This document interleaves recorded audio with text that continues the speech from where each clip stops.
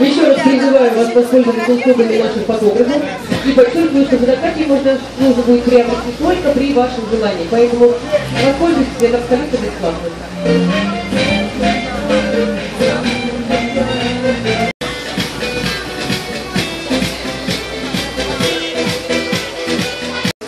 У пещеры сквозной туннель, Господь, протяженностью 60 метров. Мы с вами остановимся у входа, и я вам расскажу вообще, зачем и почему.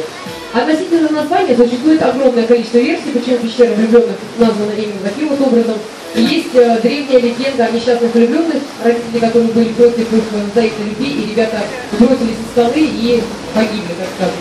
И есть байка о том, что, извините, сами дети, но тем не менее есть байка, и байку многие конструируют, говорят, что если мужчина и женщина проведут ночь в этой пещере, у них рождается обязательно двойня. Есть вот такая вот байка. Но я вам расскажу, на мой взгляд, самую адекватную версию, на мой взгляд. Я сама живу здесь, работаю уже 4 года, и сама замужем за гражданином Турции. Девчонки говорят, что не первый раз в Турцию приезжают. Мы с вами объезжаем полуостров, где выход из пещеры, под ваши несмолкаемые аплодисменты Мустафа будет прыгать с высоты 20 метров. Провожаем Мустафу, бурные аплодисменты, и привет, Россия!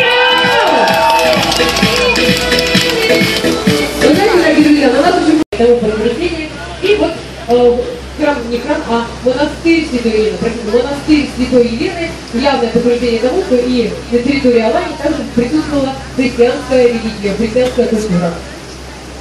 Так, я, знаете, ребята, что вам предлагаю? Сейчас мы с вами направляемся к выходу из пещеры влюбленных. Пошли все на самый верх. Там лучше видно, там лучше слышно. Кто со мной, тот герой, кто без меня, сами знаете кто.